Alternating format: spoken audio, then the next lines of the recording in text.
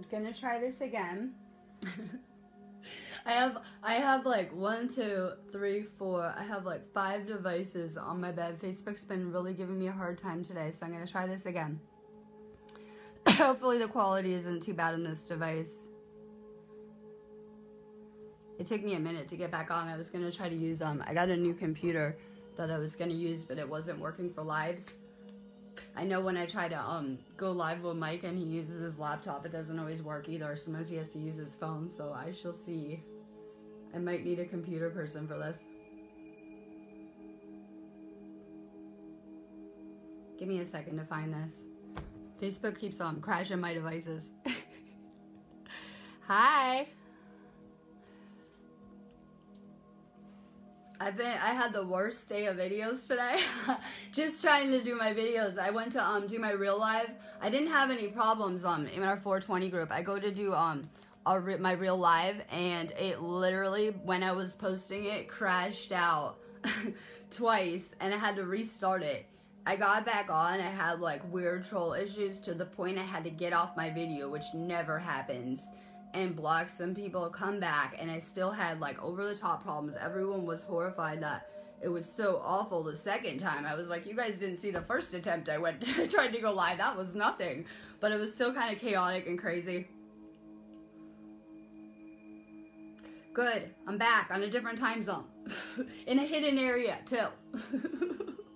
I will be putting some new free will barriers around this. And no, it's good to connect with you guys. I want to say hi to Desiree and Allie and just maybe channel a little bit and say hi. I'm taking a coffee break, a recharge. I just wanted to say hi. I'll probably be using this space. I think I'm going to start doing something awesome with it. Perfect. I've always felt the need to move around areas if you know me anyway. I like to move the energy around it. Things tend to get stagnant for me if I don't. So I'm really excited. I'm going to use this space again. I'm not sure if I'm going to be using it like in replace of the 420 feeds I've been doing. Maybe do something different with some of that time in here. I'm not really sure yet. I'm just getting ideas. I was talking before I got cut off on how I was teaching the law of one in this space, but I don't like the law of one anymore. I don't subscribe to it anymore. It's kind of funny because when I first woke up, I used to tell my family it was my new Bible for fun, right? Yeah, Facebook is like crashing my iPad so bad I can't record right now. It's crazy. I can't even pull the comments up. So I'm using my old fried out phone. All right, how are you guys doing? We're about to get hit with some intense space storm energy. We're at a KP3 right now, but we're about to go up to 4. We are predicted to hit 4 today, hopefully. I say hopefully because it's actually good for us. It might not feel good getting thrown around in this energy, but it's really good for us. It's, you know, raising the frequencies. It's bringing everything to the surface to be released and things like that. So I could deal with more space storms. I did ask the universe to turn up, can you turn up the energy a little bit? And it seems to be working probably a few months ago. So you can tell the energy is getting more intense too. I guess I'm reopening Mystery School. We're here. Welcome to Mystery School. Welcome to Mystery School. I know people think that this kind of information and knowledge must be something we don't have in our grasp, the things that are being hidden, but you know this stuff is really, you know, hidden in plain sight around here. So, you know, I really had a problem with the Masons particularly because they say anyone can have this knowledge. You just have to join our, I guess they call it a brotherhood. Anyone can access this knowledge. We're not hiding it. What are you talking about? Anyone can join our cult. So even early on in my awakening, I had a big problem with waking up, my knowledge coming back to me, and not sharing it with others. Not trying at least to wake people up, not trying to, you know, assist in some way with that knowledge. Knowledge was not meant to be hidden. It's just being wasted on that level. Yeah, knowledge can become dangerous to you if you're just holding it and not using it. We're meant to be, you know, putting this knowledge into action. Hi, Vanessa, you found me. I'm quarantining myself fast around here. You found me. That's good. Good, Desiree's back. My phone's glitching bad. Facebook keeps kicking me off with my iPad. It's real weird today. This would be the 3rd video I had shut down today.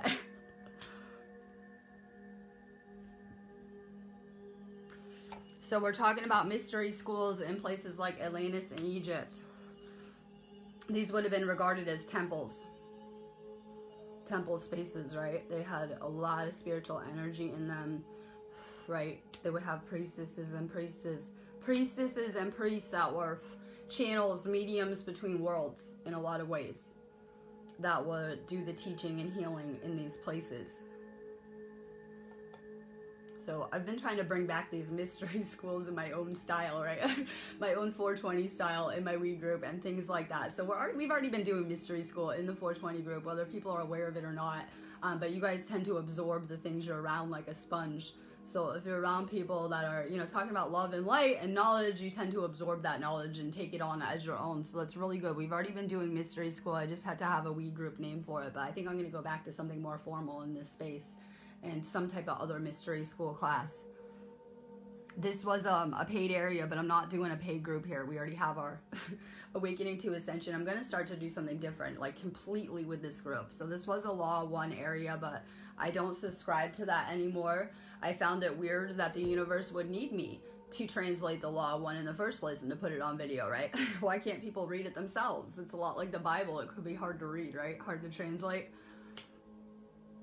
So I don't subscribe to that anymore. I've really unplugged from other people's spiritual journeys, other people's accounts of what is real, how reality works.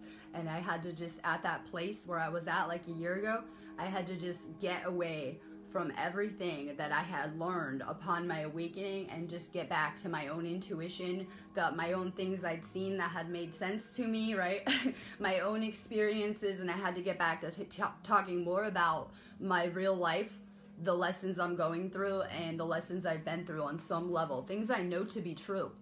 How do we know this stuff's real that we're finding on Google? There's a lot of information about ascension out there, right? How do we know that the elite were not just prepared for us awakening, and they might have already just infiltrated all the information around there and had, you know, new things, new indoctrination programs waiting for us with things like the Law of One and a lot of the other teachings around here that teach you your God and a lot of the other new age things that kind of are going around. So I had to unplug and get back to what I know to be true on a lot of levels. Hi, I'm back. I'm going to do the baths until it's almost dinner time. It's already dark here. I had to come say hi to Allie. The sky looks crazy here. It's like, it looks, normally it's always cloudy and misty in England, but it's like a blue mist. It's very eerie. It makes sense because we're in this Aquarius air storm, but it looks really like blue fog here. It's real crazy.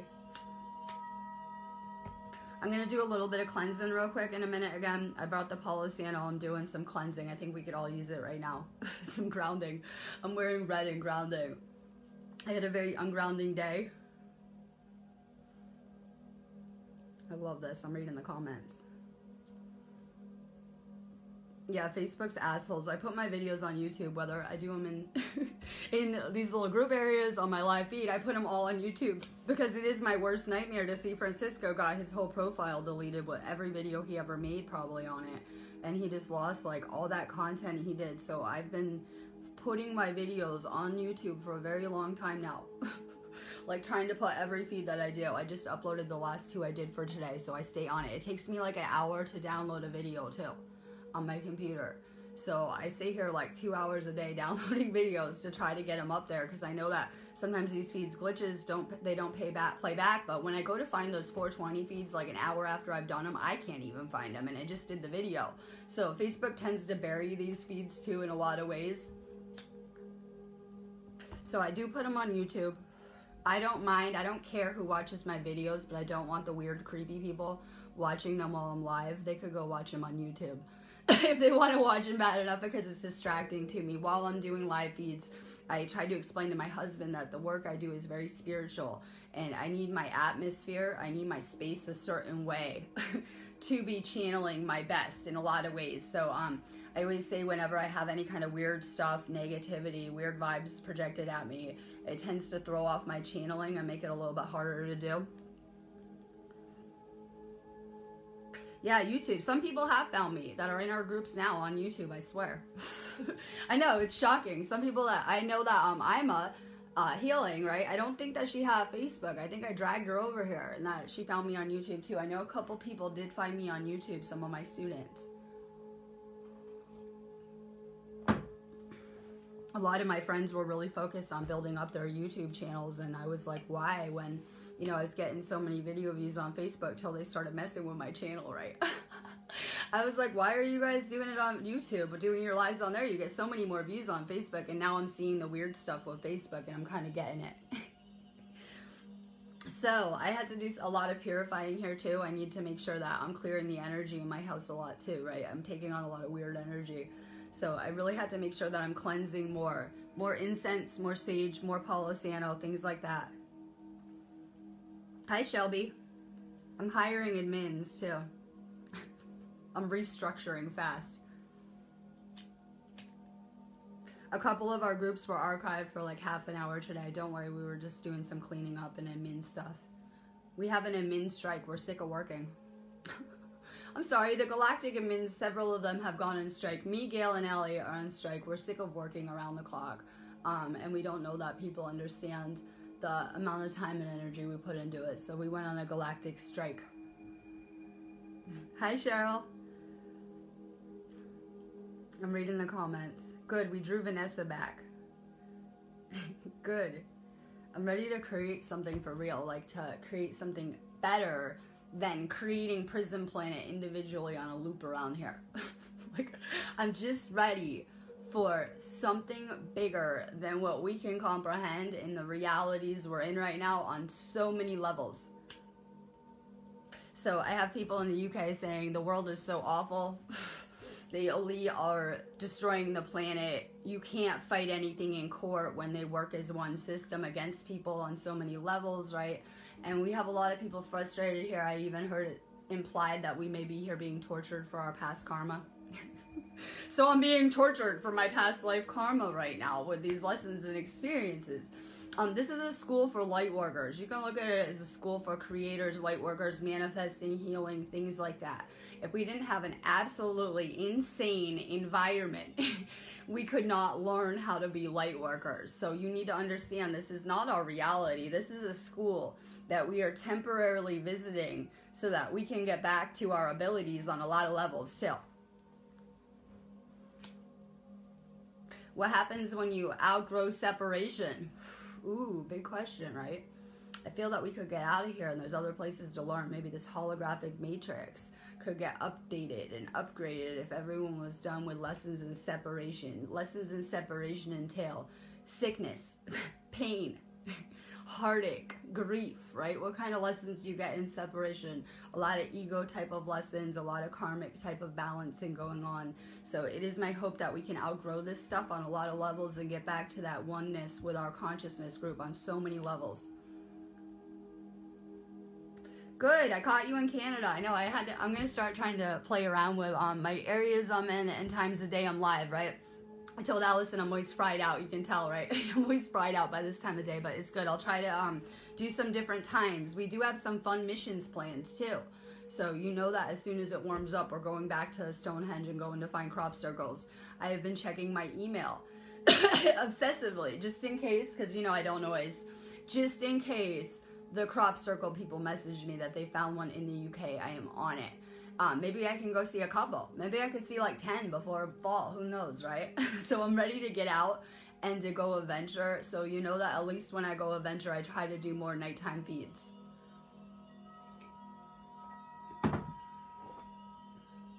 What are you guys doing today? What do you want to hear about? Questions on your ascension. Questions on where the global elite are. Questions. Do you guys have some fun questions for me? We can play question and answer. I don't care what kind of questions. If you guys have weird questions you want to know about. You guys saw when I went live with Uma. I had some good questions. Hi. Are we our family as past life incarnations? I have all sorts of weird mind-blowing questions that people just had to stop and look at me. Like even people who are very spiritually evolved like that, you know, they probably don't have the answers or they're looking at me like, for some of the truths I may have stumbled across or be questioning or asking about. So if you guys have any weird over-the-top questions, that would be great for this feed. Since I didn't plan anything out, it was kind of spur of the moment.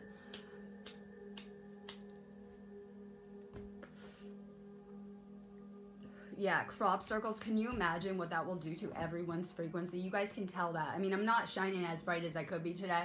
I'm doing my Phoenix burnout moment. If you know me, I do it all the time. Everyone's like, is she okay? My 3D family is like, are you okay? In the UK, all concerned about me. People tend to get concerned, but I do this often, right? I'm always burning myself, my life, my mission down repeatedly for probably the past year. But it feels really good because you come back burning a lot brighter. I'm letting go of a lot of garbage right now that's going on around us. So it feels really good. But I can tell you, you guys should have seen some of my Stonehenge pictures or videos. And I know you could feel those frequencies because when I get home, I go watch those videos again for like a recharge. Like a crazy recharge with that space storm energy. It doesn't matter if it's on video. You know, like I said, that if you're watching a television show, your brain is processing it like you are there, actually experiencing it. Our brain can't discern between real life and television. So, you know, I find these to be powerful energy exchanges. I can get real excited, go see this crazy energy, and put it out on video and on feed. And I know you guys can feel it. So I am so ready to go not only see a crop circle, but go in the middle of it. Not only see a crop circle, I'm going in it. And I want to do it on feed because it's such a crazy energy. We've had real life testimony, people that research these crop circles, and they affect your frequency so much. They are supposed to lead you back to your source, make you more tuned in, more intuitive. People have these crazy awakenings when they go near them. Crop circles can be a lot like the crystal skulls, where if you're at a low frequency, a very service of self, they could even make you sick. So these have powerful frequencies, like on every level. I'm here on this planet doing galactic activations, recoding DNA and galactically activating people. So I look at those crop circles as galactic activations for the Earth on whatever level. It is extraterrestrials that are activating the planet, trying to heal things like the water. The world's water comes from the UK. All of the planet's water. So if we have toxic water everywhere, so this would be a good place to try to heal these kind of things. Oh, I'm so excited to get out of here and go explore some more. I'm over the, I feel like the energy is more stagnant because so many people are freezing right now. I see a lot of snow on our, on our walls. So many people are cooped up inside, right? There's no sun. We're like trying our best to get an aura pic. There's no sun. We're kind of cooped up. You know, when it's cold out, you're probably going to have your doors and windows closed. So the energy is going to get more stagnant around us. I'm ready to be able to run around outside and get out into nature and, you know, go in my garden on my feeds and stuff like that. Yeah, I'm so excited about this crop circle. I said that I work pretty hard learning my path of service for the universe, so I want a really badass crop circle. Like if I'm doing my mission intergalactically and extraterrestrials are doing these crop circles, I'm thinking I could get hooked up with a really good one. I don't want like the really cheesy looking one. I want like a badass like flower of life or raw carved in the ground or something real crazy. So I'm not only manifesting crop circles, I'm manifesting over the top crop circles still. Galactic frequencies will be much higher than our own. Right now we're feeling a lot of galactic energy hit this planet, and we have been for a while, right? So, I mean, it's kind of funny. My husband says, well, maybe extraterrestrials are beaming this planet with energy. It's not very far off from the truth of how I see things, that, you know, we are getting given this energy to help us and reprogram us on every level for our ascension. I've had my own extraterrestrial experiences, and you know, through my mission and the work that I do, I say that when I've been sick, I've had to be taken and healed so I could get back to work on my mission. And any kind of experiences I have had were very positive. I know that there probably are good and bad extraterrestrial races, just like humans, right? But any of the experiences I have had were very healing experiences, trying to assist us with our ascension, trying to heal us. A lot of these extraterrestrial type experiences will happen either when someone is asleep in the astral or dream experience, or maybe when someone's laying down and kind of tired, or in between sleep and awake. They happen in different states of a consciousness usually. So I think it's really amazing because we're seeing more crafts and things like crop circles, and these kind of things amp up. We had to understand that when these crop circles are going to be at their peak, it will be during the summer solstice. That is the peak of their crop circle season. And because of that solstice, it makes the veils very thin. We're talking about interdimensional entities coming to the physical, right? Manifesting into the physical. So you'll notice that there's more like elementals, extraterrestrial type experiences that occur with these energy shifts. And, you know, when the energy is right, according to like equinoxes, right? Solstices. We can heal. We have the amazing capability to just heal our bodies, you've noticed, right? People don't want to change though. So this guy's been eating like GMO food for like 60 years, like bad habits, right? Think like the drinkers, smokers, soda, hookers, whatever you can think of, right? He goes to the doctor. He's sick. He's sick. Goes to the doctor. He wants a magic pill so he can continue with his toxic behavior. And the magic pill will heal him. When you're sick, it is a sign that you need to change your behavior or whatever you're doing in your life. It has become something has become toxic to you, right? Toxic to your energy. So everyone wants the magic solution. They don't want to actually heal themselves. But I have found that our bodies are remarkable and that we can heal in crazy ways. Don't think the earth can't heal.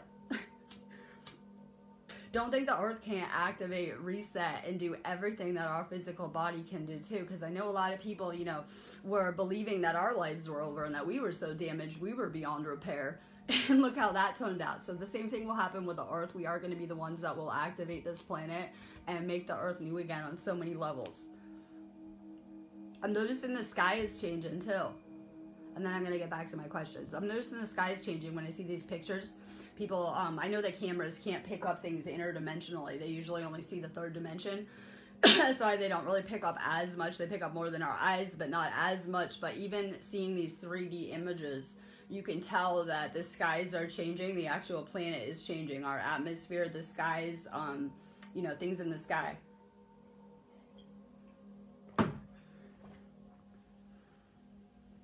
Let's talk narcissists for sure.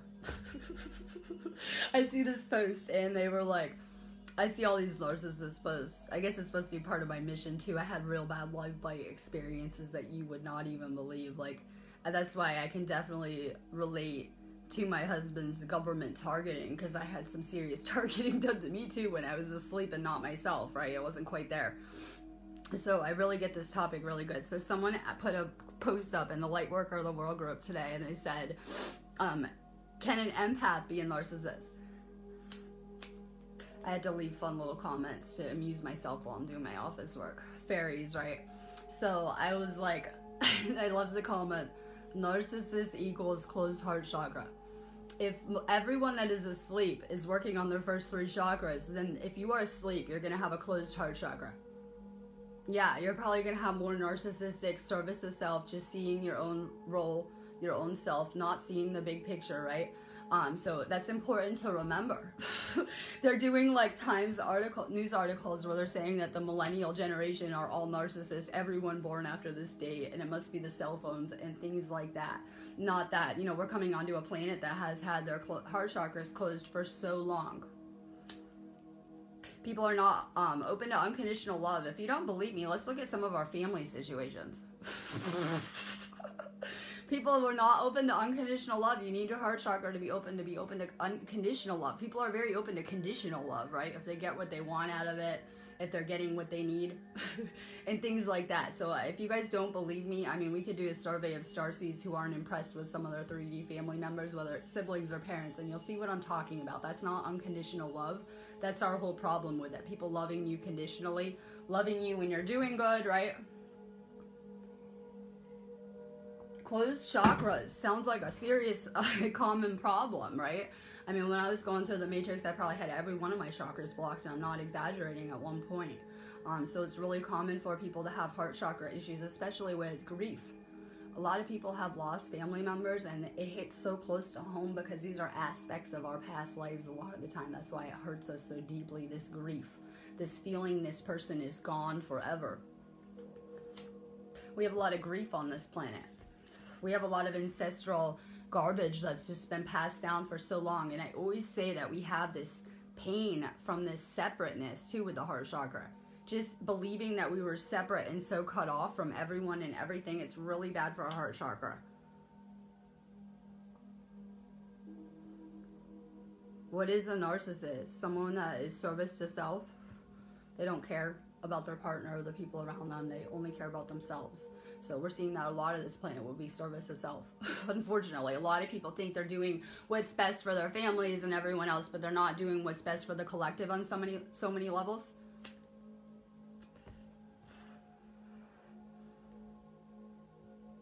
I love it. We're for sure shifters, sliders. Yep. We were not. I was gonna put a post up this morning saying that time is changing. How we view time, our construct of time is actually beginning to change, right? We're not plugged into linear time in the same way. That's why we had to get back to the now. That's really all there is. But you'll find that you are probably on many timelines. Many different timelines on your stay in this matrix. You probably got moved around a lot. More than the average person, I'll just put it that way. I am cozy. I have a cozy life here, despite what people might want to think about me. I mean, someone said I just need a day off today. I mean, I did snap, but like, I just took like 2 weeks off and I couldn't rest anymore. Like, seriously, it's not that. No, I am cozy. So, let's see. Yeah, no empathy. We need more compassion too. I see a lot of light workers say they're compassion, but I see a lot of spiritual judging going around. I saw another post someone put up about that. Like, don't tell me I created this and it's my karma and blah, blah, blah. Can you have a little bit of fucking compassion if I'm going through a bad situation?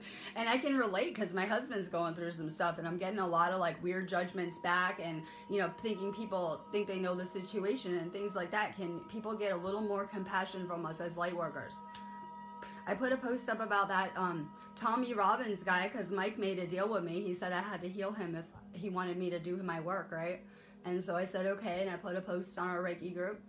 None of the healers wanted to heal him. People were like, that fuck doesn't deserve Reiki. He doesn't deserve help. He's probably a government troll. He doesn't need our help. And you should have seen all the comments. I was like, oh, maybe we need to start working on empathy and compassion in our own light worker groups, right? So you need to remember, though, that if you got the narcissist, I don't care if it's a family member or a relationship, that would be your shadow side you're working on. Extreme shadow lessons, right? You'll find that when you collide with a narcissist, it will make you more empathic. You should start to have empathy for yourself and your situation at some point, right? You should start to feel bad for yourself. Feel bad for how you're being treated, right? Feel bad for how this person is treating you, taking advantage of you or whatever. So it tends to bring out those empathy gifts even more. So I know we've always been empathic in service to others as light workers, but it really is what we need to teach us boundaries. Yep, people that are people pleasers, that have no boundaries, that can't tell people no, will usually get matched up with a narcissist, right? It'll give you some energetic balancing fast. You'll usually probably learn how to tell them to fuck off after a while. You'll learn how to speak back, hopefully. You can look at these as lessons in karma or lessons in shadow, however you kind of want to look at it. Now, at this point, when people go through this empathic experience, from what I see, a lot of them fall into that victim mentality. They go online and they read, this person is a narcissist, it is a disorder, right? It is a psychiatric illness, they're sick, they need healing. Perfect for the healers to rope them in even more, right? This person had a bad childhood trauma. You can fix it, right? You believe you can fix this. All right, so they like to hide behind these labels. So when you see that, and you see that you're an empath, and you're probably going to be a narcissist target for the rest of your life, because that's what they say online. You're probably like, holy fuck, and you go into that victim mentality, like you've been targeted energetically, hijacked, whatever it is, and a lot of people get stuck at that way of thinking. They start to talk shit about the narcissist, like, my asshole ex, blah, blah, blah, blah, blah, right? They start to talk about it all the time. They haven't learned their lesson when you're doing that, when they're projecting on that person and not seeing the big picture, and then they'll tend to draw the same thing to them in doing that. It's not so we play the victim, it's to empower us. This is not so that we fall into a victim way of thinking about the government's so awful, we have these energetic vampires, oh my god. It is so that we can reach empowerment on so many levels.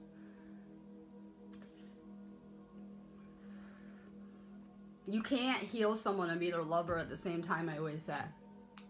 Part of the problem. We get too close to the situation. When you're very close to someone, like it's your family member, someone very close to you, it can be harder to heal that person, believe it or not.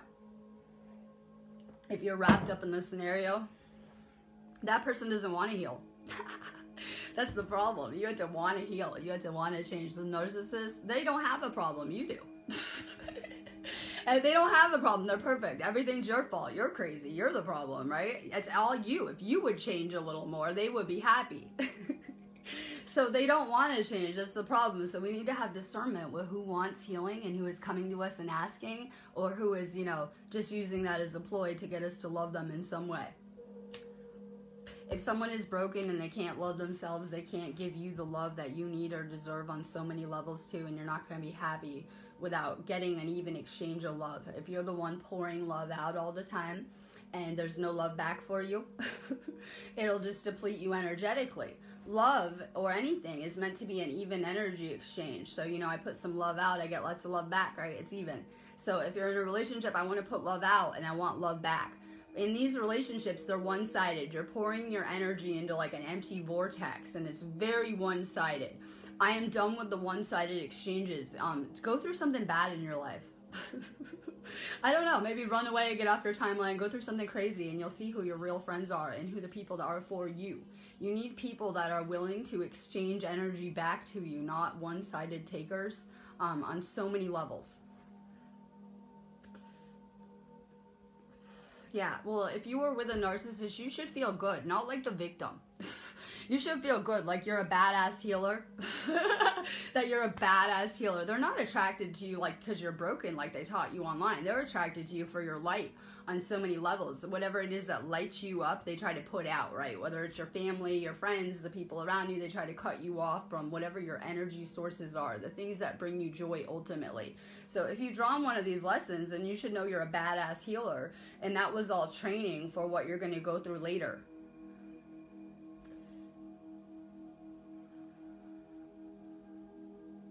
Hi, Tony. I'm in a different space. I'll probably go live in here tomorrow, too, before I disappear for the weekend.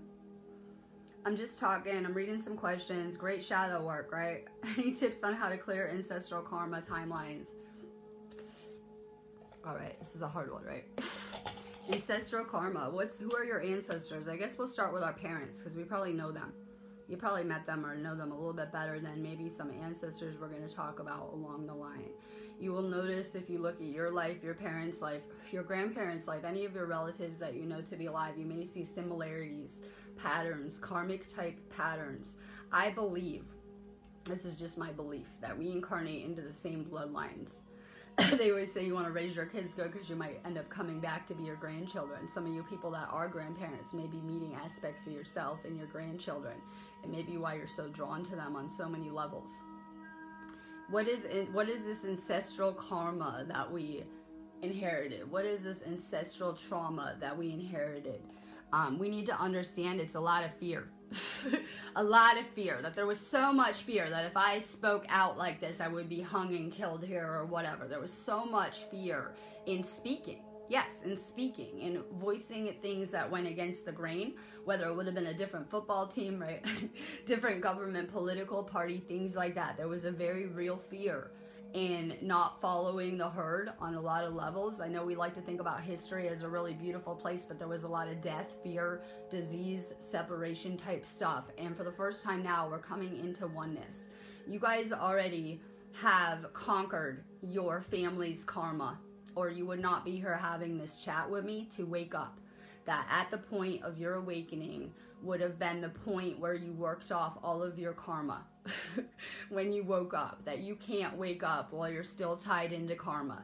So just the fact that we're awake and aware and having this conversation tells you powerful things that you did come here. And every lesson that you had the first half of your life was your ancestral garbage, your parents' karma, lessons they couldn't complete, things that were going down through these lines that people were not strong enough to overcome. So on whatever level, we really did. Now, for me, a lot of this garbage I got from my family would have been programming. Seeds that were planted as a child, right? Seeds that were planted. Usually ones like, you can't do anything. You can't do anything. You can't do this. This won't work, right? The limits that we have now are things that we picked up from our programming as a child on so many levels. The wounds that we carried are the trauma that has been going down through these bloodlines. Like I say, we continue our family's story. We're just a continuation of that. I think people get confused too, because we have so many experiences going on now.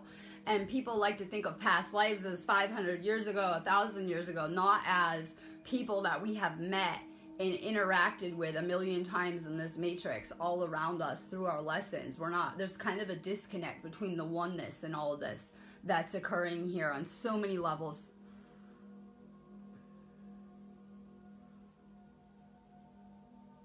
I wouldn't do my feeds if they created negative ripple effects on so many levels, because they can be really hard to do that. If I didn't see people that it was helping, like I've seen my videos help a lot of people that maybe just don't know this stuff, that are on pharmaceuticals, trusting their doctor, right? Just doing what they should in the matrix, and they don't know this stuff. And someone could find one of these videos and it could be powerful for them in realizing we live in a manifest reality, detoxing, getting rid of the garbage. So I would not be on this mission if it was not in some way serving the greater good and making a positive ripple effect. And you wouldn't believe that in just a couple years of doing my mission, how much change I have seen around me in inspiring people to like get healthier and stuff like that.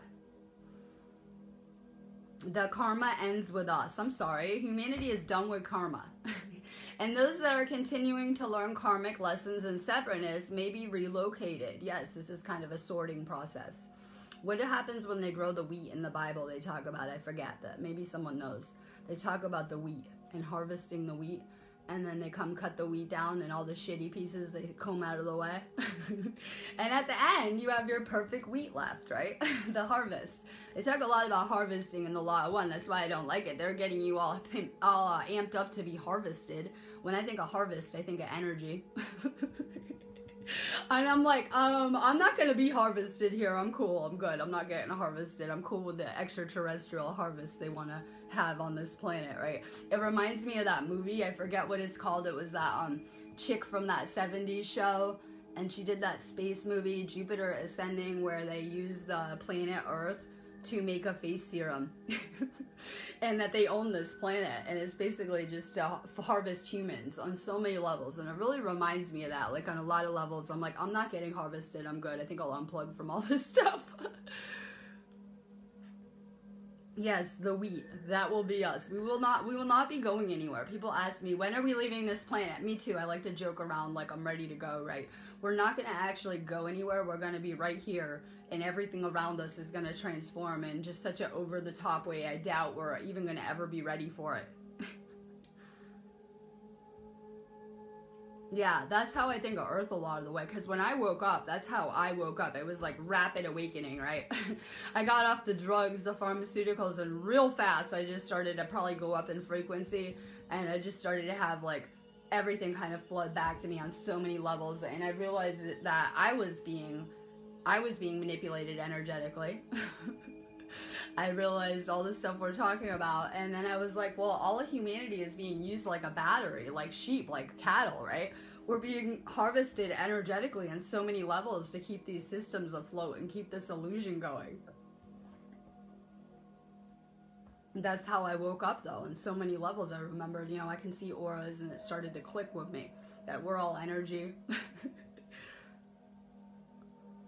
I always say that we can't have our energy taken. So many people wake up and they're like, oh my God, this person is taking my energy. We choose what we put our attention on. We choose what we think about. That's where we send our energy. Whatever you're thinking about, whatever you're focusing on all day long, you're sending energy to it. So people can never take our energy. We choose to give our attention to them on whatever level. The narcissist, yeah, you chose to hang out with them. You chose to be around them. You chose to give them your energy on some level. No harvesting happening here. I got some vegan snacks. Wait, I'm so excited. I was going to put them on the 420 wall, but the group is archived. Oh, just what I need in perfect timing. I got some vegan chocolates and a vegan snack box. So like little snacks that I'm so friggin' excited about though too. I agree with the gluten-free that we should not be eating wheat. It is the most tampered with thing on this planet because we use it for everything, right? Cookies, flowers, the Pop-Tarts, the cereal in the kids' aisle. for so many things. And especially if you're living in America, we know that wheat is being laced with Roundup. So suddenly everyone is, I guess they call it gluten intolerant, where they can't eat gluten, right? You're noticing the whole planet is suddenly allergic to gluten. No, you're not allergic to the gluten. You're allergic to the Roundup chemicals that they're spraying on it. So it's irritating your stomach and doesn't agree with you. I'm very sensitive to toxins too, because I'm a starseed, and I know that all starseeds are. We're more sensitive to the vibrations and frequencies of our food and the things we're putting in our body, whether it's chemicals or anything else. Hella cash. We're putting hella cash vibes out. I'm gonna grid too. I think I'm just gonna because I've already been kind of unplugged and avoiding everyone. I just can't deal with life right now. So I think I'm gonna do some really cool manifesting grids. I got some new crystals I'm excited about. So I didn't have enough crystals to be gridding right. So I have enough crystals now. I can make some really good grids. I'm gonna definitely be doing some hella cash grids this storm. I'm not even joking. This storm is more important than the full moon storm. I know people will have you thinking otherwise, because we are going to be planning our intent right now. Anything we're thinking about will grow and harvest by the full moon, right? That's the only harvest I want, would be one of abundance. So if we can stay really high vibe and stay focused on whether it's hella cash, the things you want in your life, anything that you want to create, you know, we'll see it in a couple weeks. So this is the most important energy that there is every month. Grids, yes. Okay, crystals are powerful. I decided when I went to London that I like to play with rocks in my free time. It's my new hobby. I got a hobby. Everyone's like, you need a hobby, right? Okay, I got a hobby. I like to go explore rock structures and sacred sites now. So, you know, these rocks are powerful. I look at the ones that are part of these sacred sites as gatekeepers of knowledge. They are keepers of the other realm in a crazy kind of way, but I always say crystals can be used like a flash drive to store information. And those rocks are powerful. Many of them are very old.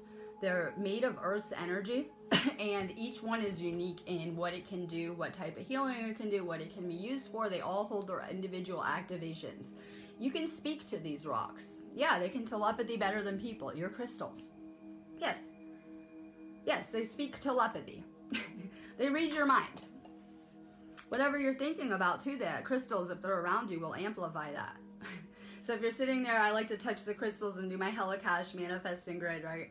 And then I'm programming the rocks with whatever I'm thinking about. So if I'm making a grid, I just like to play with crystals. I don't have any particular ones I use or shapes or sizes. Just make a cute little rock design.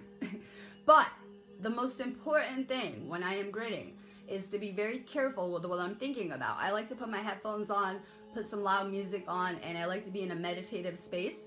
I need to make sure that I'm only putting good energy into these crystals and intent for what I want to manifest, right? So I'm very careful with what kind of energy I'm putting into these rocks while I'm gridding. They're powerful. When I make these grids, you know things are getting serious in my life. I probably have some over-the-top stuff to manifest that's beyond my human capability, so I go to the rocks for assistance, right? Go to the universe. I'm like, oh my god, okay. So I start gridding. If you are manifesting, those crystals will amplify it so much crazier that every time I do grid, it really does help my cash situation and my manifesting. So more grids, they're very powerful. And like I said, you can ask these crystals for anything. We can program crystals, just like the weed or rocks, into anything we want. Whether it's to activate your third eye, to heal your past life garbage, anything that you want, you can program these rocks to assist you with. So we're noticing that these rocks are powerful. I know I'm about to get off here too. How long do I keep my grids for? At least overnight. I usually just do them overnight. That's me. You can leave them up as long as you want. I like to grid outside too. It's really powerful when we can make grids on the earth too. So I can't wait to get outside with my rocks and start to grid and, you know, put them in the sun. Make sure you're cleansing your crystals. They pick up energy, right? So you want your crystals really clear. I put some of them in the bathtub with me that are polished. I just like to throw random rocks in the bathtub with me, right? But that will clean them too. Salt water is really good for cleansing them. You can put them out in the moon energy, out in the sun energy, but you do need to remember to cleanse your crystals too. How do you grid your house? Okay, we have a big house here. Nightmare to grid, right? We have a big house. It has high ceilings. It has a lot of windows. So it would be impossible for me to grid my entire house like all around it, or I might. What I like to do is I like to grid my windowsills. If you put a grid or a row of crystals on your windowsill, when the sunlight comes in your window, it will create a reflective barrier of sorts too, right? The sun will reflect off of the crystals and create almost like its own force field too. So it's very, very powerful in, keeping your house like a good, secure area.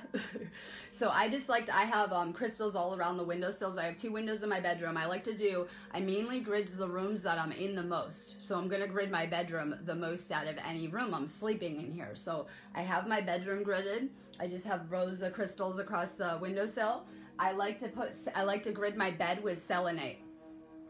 Exhibit A. I just have selenite like all around my bed. I like to sleep with it under my bed too. I have those big wands, those big sticks that are huge under my bed, a bunch of them probably. I just throw them under my bed. It's very important that you're charging your crystals. Selenite is very powerful. It will charge your other crystals if you put them near it. If you use selenite around plants, you don't want to put them in it. But if you put them around like weed plants, any kind of plants, it will help keep your plants fresher and better and healthier too. So I need to charge my rocks. So I have my rocks around my bed, and every so often I take the selenite, dump it in my pyramid, preferably when it's a sunny day, right? Leave it in there with some space storm energy, and then I'll set them back up.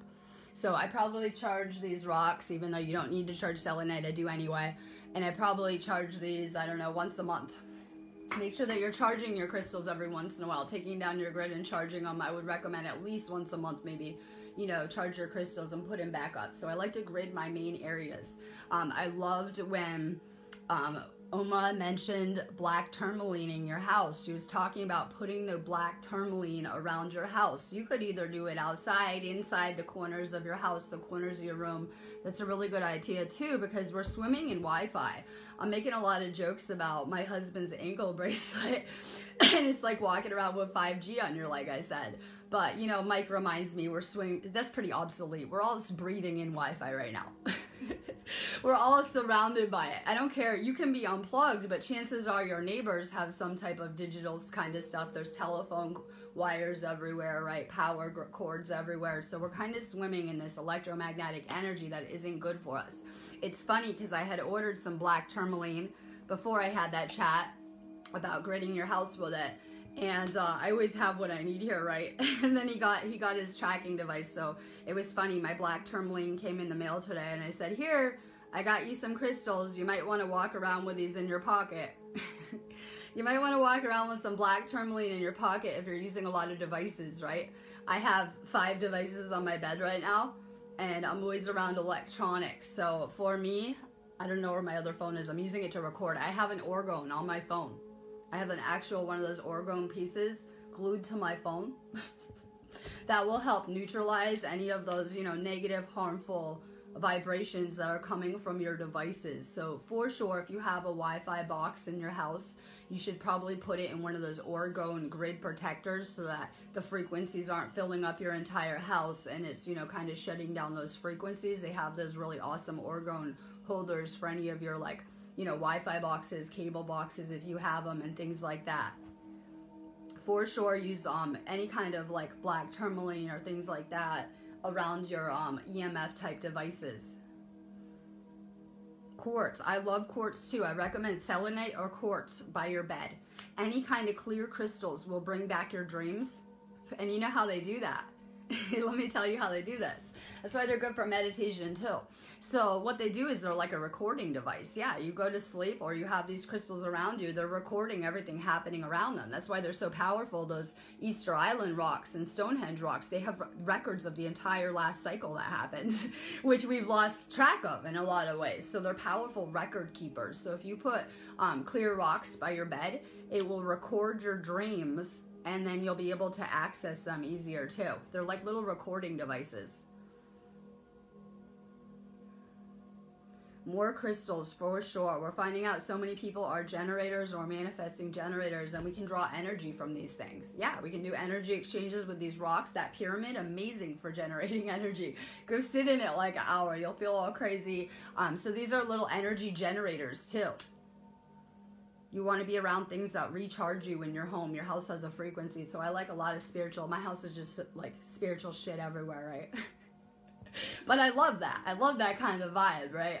I'm into like just kind of making it more spiritual, having a lot of spiritual stuff I can play with on so many levels. It will bring the frequency up of your house.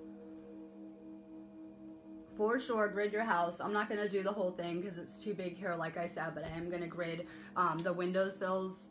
I like to also put barriers up around my house. I have so many people that come to me with weird stuff, right? I had an entity in my house and things like that. It's very easy to put up energetic boundaries. I do it all the time. I did one with black salt on my steps too. I got professional over here. I got professional, and I was watching the cops' reaction because they couldn't really cross it, so I think it was very effective. I was watching them tiptoe around by the line, by the salt line for fun, right? So everything is magic. Our intent is magic. Our words, our energy is magic. We're going to figure out we are just pure magic around here. Okay, so for me, when I'm doing an energetic barrier, I like to first off cleanse my house. I don't care if it's Palo Santo, sage. Sage works the best for me, though, for cleansing of your house. I like to do my entire house. Like I said, try to open a door or window. Get the corners in your room. And people think that's because spirits might hide there. I think it's more like the eye of consciousness watching us. We might want to keep those areas clear, right? So get the corners of every room. So it's very important you get the corners. Those are areas energy can build up in certain areas. So do the upper corners of every room in your house. Do a good cleansing. I like to do sage, and I like to visualize my house in the violet flame too. So I'll either do some type of prayer asking to invoke the violet flame, or some type of visualization picturing my house burning in fire. I make it clear. Not only am I an intergalactic porthole, so is my house. I make any house I'm living in a higher dimensional porthole of sorts. I make it very clear that there is no negative energy to be allowed into my home, or negative entities. So my house can act like a filtering device.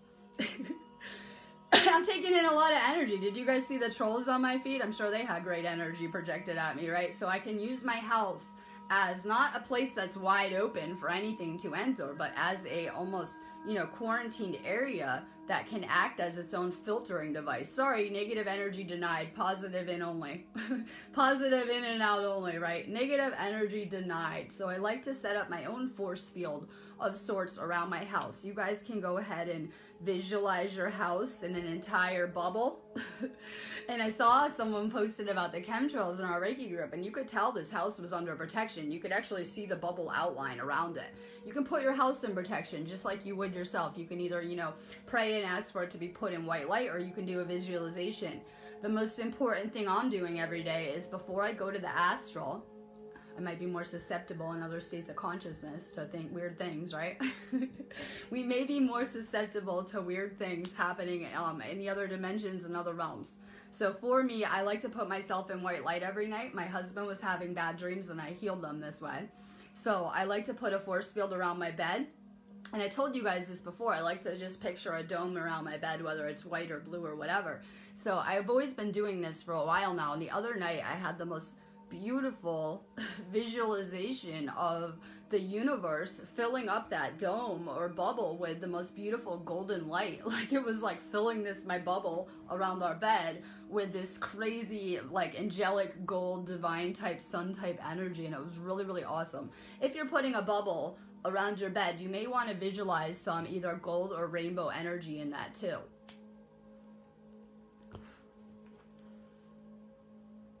Oh my god, you love the salt cave. I used to go to one. They have one in London, I think, too. I did look online, but it didn't look that impressive, so we didn't go. But there was a really awesome salt cave that I used to go take classes at sometimes. I would go check out this girl's classes, but I didn't really like them because some of them were more like exercise meditation, and I'm more into like laying around meditation. But I did go check out a bunch of classes, and that air is amazing to breathe in. That you know that if you're breathing in Himalayan salt, that it will completely heal your lungs, your heart chakra, right? You're breathing it in. So there's just so many healing benefits and detoxing benefits of going to those Himalayan type salt caves. It's mind-blowing and amazing. More rainbow light. We should be using rainbow frequencies now. We're going to find out that rainbow is fifth dimensional frequencies, like on so many levels. A lot of us were using the violet flame for so long, and you know, we're just crystallizing and reaching those fifth dimensional frequencies, and we're realizing that we now carry this violet aura, this violet energy. You know, having a rainbow aura is a trait of a starseed healer as well. So we're seeing a lot of rainbow auras around here, which used to be very rare on this planet. I remember seeing a lot of research that in the past that was very rare. A lot of the rainbow souls would be new souls. Maybe some of you guys are new and just have been convinced listening to everyone around you that you've been here so long, but it might explain some things as to why your past might have been a little bit harder adjusting to Earth School on so many levels. So a lot of the rainbow souls that are children, or maybe even people around us that were sent to this planet, are coming straight from source, have never even had an incarnation on this planet before. Hi, good, I caught you, Christine. I know, I'm just being weird today, right? I'm just hanging out, doing what I do. I just like to channel about random stuff. It's what I do in my free time, too. So more rainbows for healing. More putting yourself in rainbow light. We should have mastered violet, hopefully, but more putting yourself in rainbow light. It's very powerful energy. Those are crystalline, fifth dimensional frequencies. Paulo Sanoing my house. My husband will complain. He says the sage... Yeah, he didn't like the sage when he walked in. I said, perfect, it's working, you need it. You may have got some attachments from jail, I'm not sure. Perfect, it seems to be working really good. I think I need to double time on my sage and Palo Santo around here. If it is annoying you and you don't like the smell, you don't like to be pure, I don't know what to tell you. Manifesting generators, get it together with your thoughts. Get it together fast with your thoughts. See how powerful you are with your energy and get it together. Start to take your manifesting up a few levels. We're just manifesting prison planet garbage around here anyway. I know we're supposed to be doing something different, but stuff looks the same to me, a lot of these templates that we're building on. So try to push yourself to manifest bigger, things that you think are just completely impossible that you would love to do. Get excited about it. The universe will make it happen in a minute.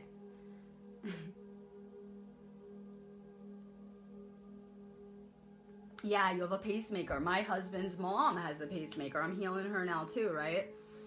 So a lot of heart chakra issues going through this matrix. Just so many people die of, like, you know, cardiac arrest and heart type problems. It's just so crazy. Take the chlorella for sure of anyone that has any kind of heart problems, especially because it is a green superfood. It's really good for that chakra too. Any more questions? I'm just hanging out. Any more questions on anything real quick while you have me? Everyone's complaining they can't get me one-on-one, right? I would love to talk with you, blah, blah, blah. I'm here. I'm always answering questions or trying to, so you guys can find me if you have questions. But I like to do it better on live feed because then a lot of people can learn. If I'm just in my inbox answering individual questions all day long, that person might get some information. But I like to put it on video, any questions I get, so that, you know, I can try to enlighten everyone around me.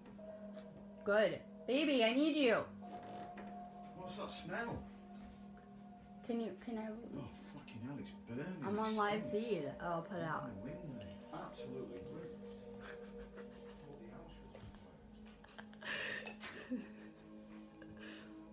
You said you liked that one. Better than the sage.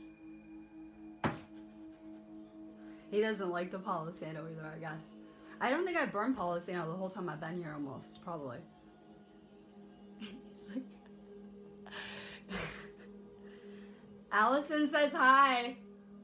Allison says hi. He thought the house was burning down. He thought I burned down the house again, right? I didn't burn it down last time. There was a real fire here before. I think he put through, like, I don't know, something like a butt in like the trash. And I smelled something burning. I have super senses. But he was in the next room. He didn't smell it. I was upstairs. I smelled something on fire. Like, I thought that literally I might have burned the house down for real. Oh, it does. I'm talking about the real fire. What real fire? The one you started in the kitchen when Allison's house burned down, and the next day my house started on fire, and then I went downstairs and it was black smoke coming out of the kitchen, but her whole house just burned down the day before. So I was like instant terrified that I burned the house down, right? Stinks. You have a... Yeah, well. We're enthusiastic, right? Just been trying to think and rule, or I can counterclaim. Yeah, we're gonna sue the government for the GPS device, right? It's not suing. No counterclaim for this We're case. gonna counterclaim For the them. case, when a judge asks you for a defence statement, you're allowed to counterclaim Yeah. under Section 2004. That is a violation of our free will. You need to use words like free will in this stuff. I told him, I said, I couldn't imagine if he goes into this court and says you're violating my free will. I know that. Anyway. It doesn't matter. You better make it clear with your words around here. It doesn't matter. You're allowing it to happen unless you say no thank you. So for me, I could just imagine how powerful that would be. You need to call me as a witness. I was like, I am a witness because I was at the last court and I saw they didn't really give him a date. Okay, so he needs to say to the court, you're violating my free will. And I would love to see the judges in the court just scramble over hearing that.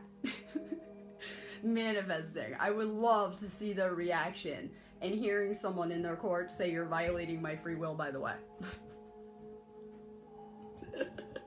Things I'm working on here.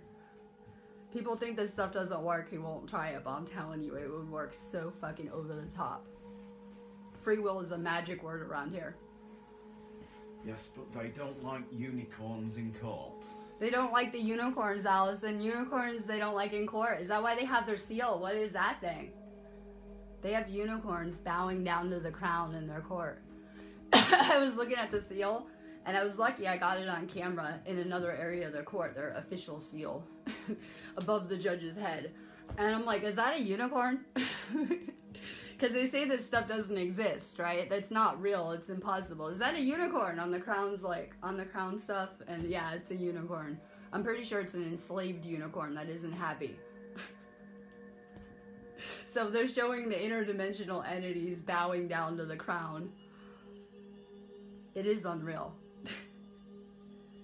He doesn't like the Polizano. I mean, I did use it kind of excessively. He thought the house was burning down. I mean, it is burning wood.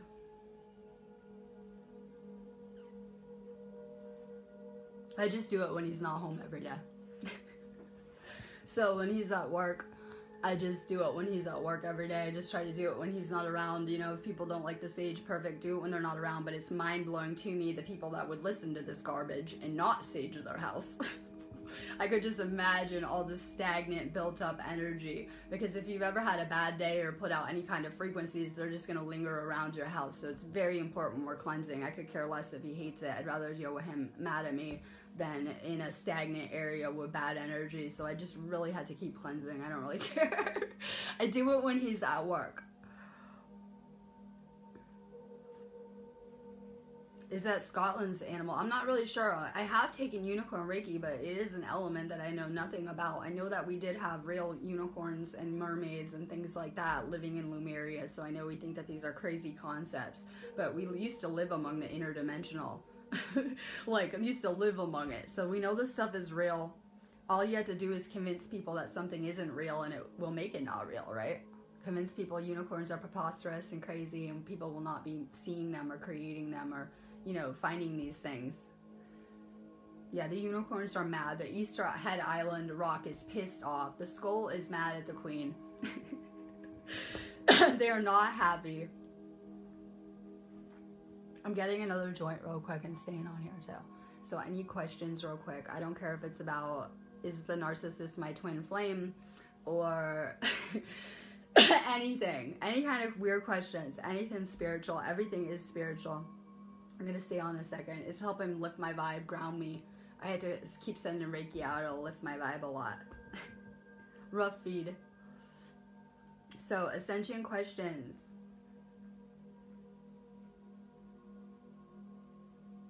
I'm reading these. I like the cinnamon too. Cinnamon is powerful in healing your heart chakra. It is actually really, really powerful. I put cinnamon oil in my bath. I have a weird mix of oils I put in my bath. Let me try to think what I put in there for you guys. I like to put some Palo Santo in there, chamomile oil, lavender. I put some rose oil in there sometimes, frankincense, and what was the other one? Cinnamon oil. So cinnamon is really powerful in healing our heart chakra and past life stuff too. It's really, really powerful for love stuff. He knows who Allison is. A good crystal for retaining information. I would say quartz. I think we're trying to become quartz too. That as we're crystallizing, we're becoming more and more crystalline properties. So we're kind of turning into a quartz. Quartz are excellent record keepers. I'm very drawn to, for other purposes, like any kind of chakra you're having issues with, get a bunch of rocks in that color. So, you know, I've been getting a lot more orange and greens because we should be working on our sacral and heart chakra as healers. So I'm very drawn to like purples, greens, oranges, things like that for sure. Get some crystals that correlate with the colors of the chakras that you want to work on.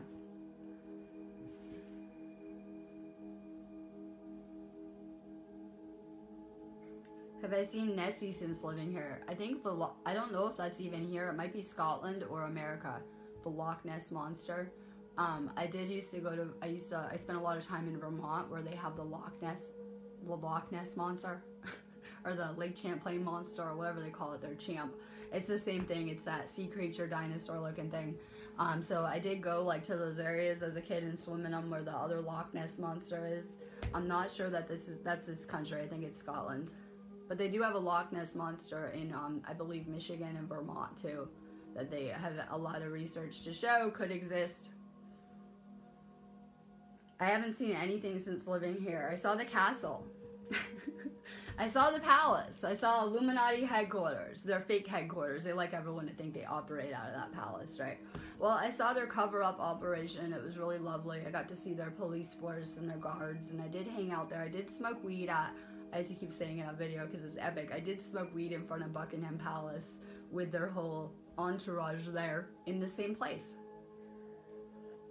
So I did see London, but I haven't really been anywhere but the rocks in London around here. I'm reading these. Symbolism is huge in the UK. They have so much. This place was built by the Masons. So was America and the government. If you think about the early government, right? Serious Masonic connections with a lot of the structures that went up there. So they have such old buildings, and you know that buildings hold energy, I always say. They have their own frequency, and there was some dark shit that happened in this country. I've been watching that Viking show. Baby, what's that Viking show called? Vikings. We've been watching the Viking show on Netflix, and it shows a lot of the history of the UK. Awesome. Yeah, it's fucking awesome. It's fucking horrific. They had the Crusades, the Viking Wars.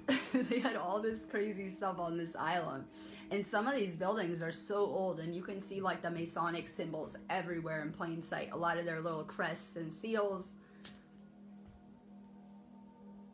This island has been under attack for so long, only because these people, I think, were defending their homes.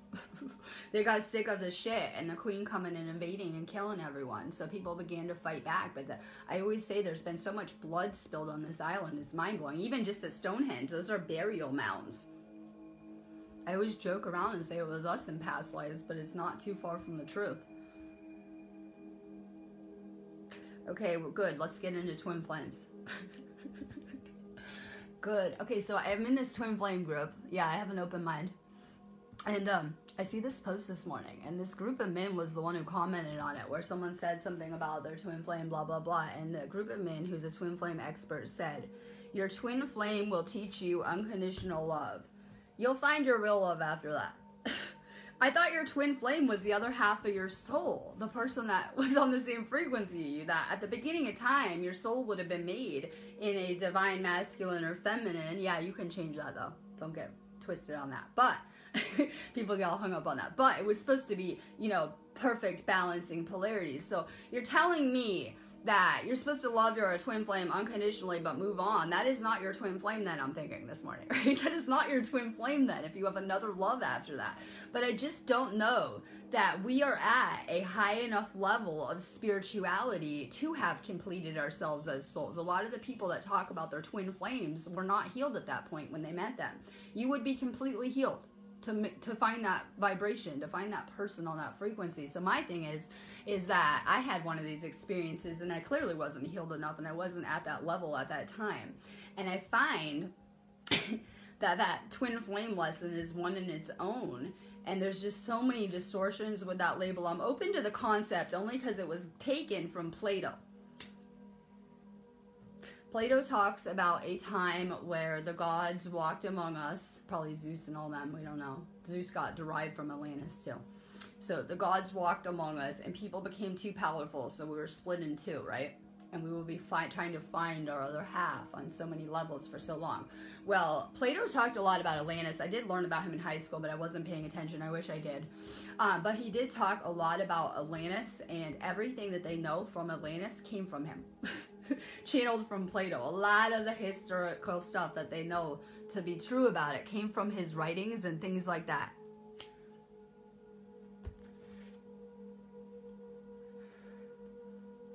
I don't think that that person is your flame. Yeah, I know, it's hard concept. We love so many souls. We for sure have past life connections with these people, every person we've ever learned with, and we should feel, you know, deeply about the people that we've learned with after a certain time and a certain amount of lessons. In so many regards, we're talking about divine source love that would never harm you. You would never run away from this person. You would never be separated like they tell you. Those sound a lot more like a booty call, not calling them back. Some of the stories I read. Some of them sound more like a piece of shit guy that merged them and doesn't want anything to do with them and strings them along for sex and stuff like that. Some of these twin flame accounts that I see, and it just creates so much just confusion because so many people have it wrong. And someone said to me once, the universe would not lead me to believe this is my twin flame. You're wrong, they said to me. And it made me laugh so fucking crazy because I'm like, okay, keep believing that. The universe would not tell you that this person is your flame. Of course they would. The universe is leading you along your entire time by love. Yes, relationship to relationship, whether they're romantic or just people around you.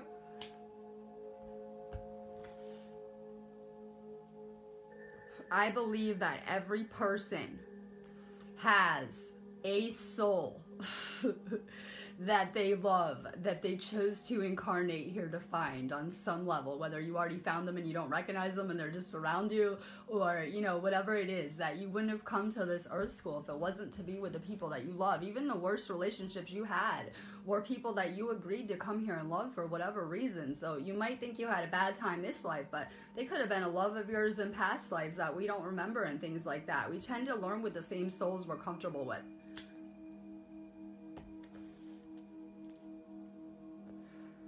I believe that there are a lot of very spiritual unions happening around us. If your relationship is not spiritual, it will fall apart. I hate to be the one to say it. I'm seeing it happen with some of my friends and they don't get it yet. They will later. Yeah, you're going to keep falling out of frequency. So if you're doing your ascension and working spiritually and your partner is not, you're just going to keep raising up in frequency, and then you're not going to vibrate together at a certain point. So it's very important that we're expecting spiritual unions out of our relationships, for them to be spiritual, to lead us higher and closer to source on some regard.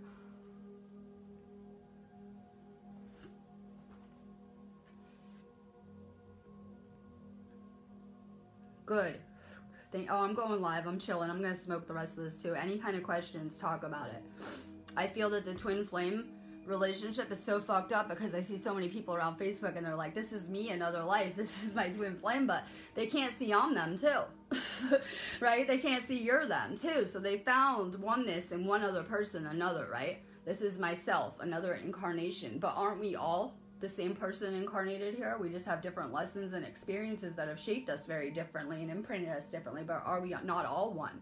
So I feel those twin flame unions, if you feel you were in one, maybe a stepping stone to greater unconditional love with the all, seeing that in everyone.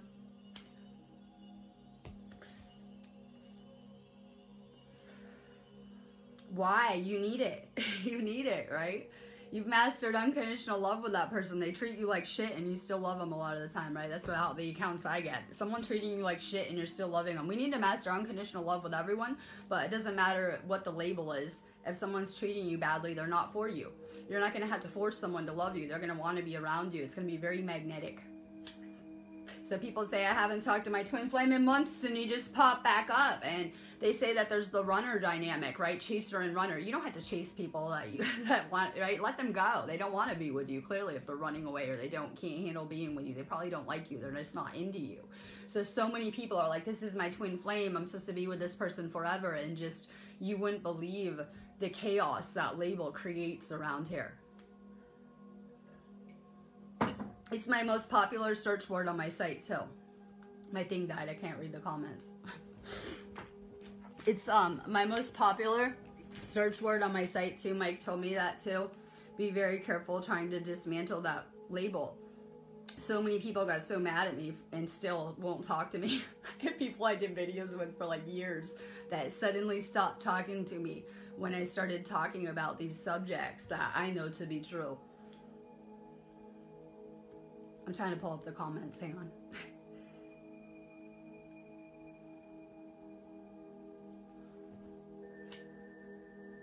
I was having serious electronic problems today.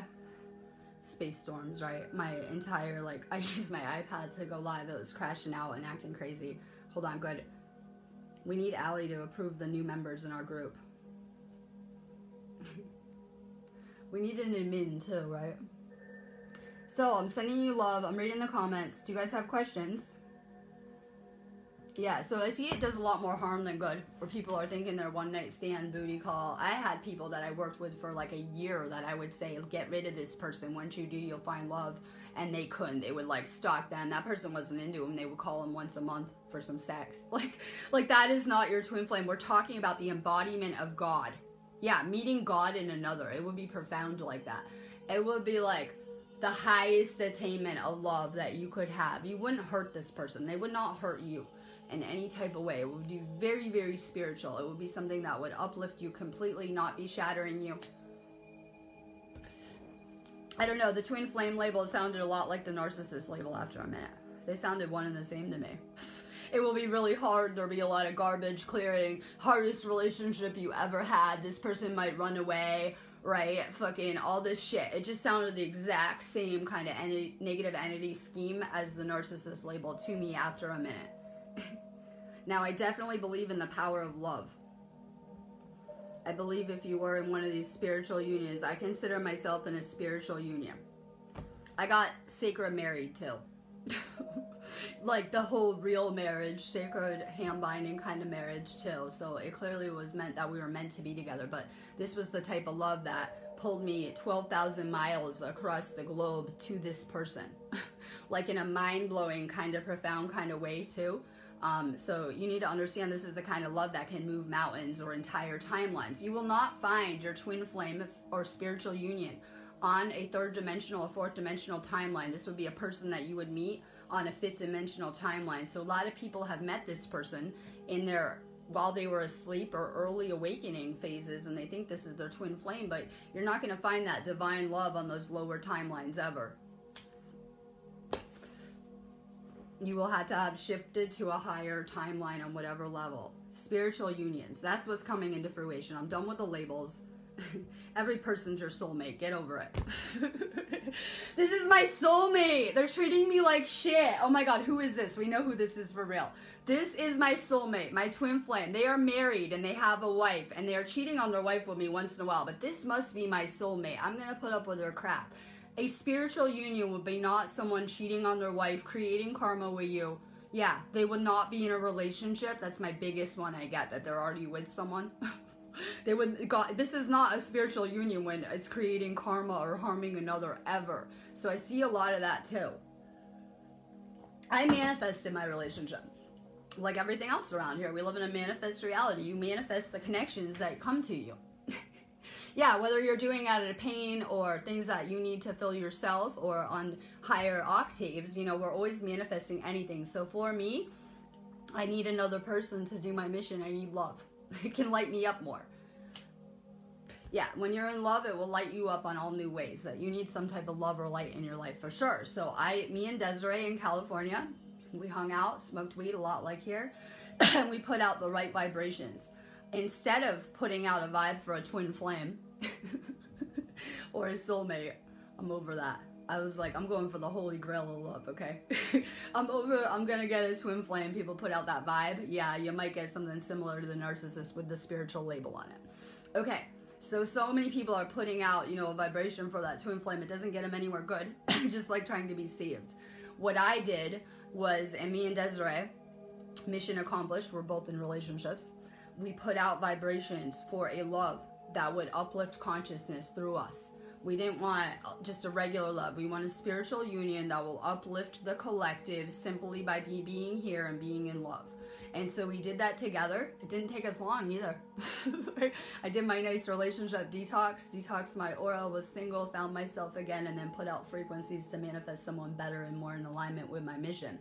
And I put out those frequencies, and I say that my husband must have been putting out similar frequencies, because that's how we get matched up with our partners. That I'm over where I was putting out these frequencies, and he was putting out frequencies, and we got matched up to learn together. So you want to make sure you're not putting out like, I don't want the narcissist frequencies, or you will draw the narcissist to you. You want to put out really good, thoughts and vibrations about what you're trying to manifest when it comes to love.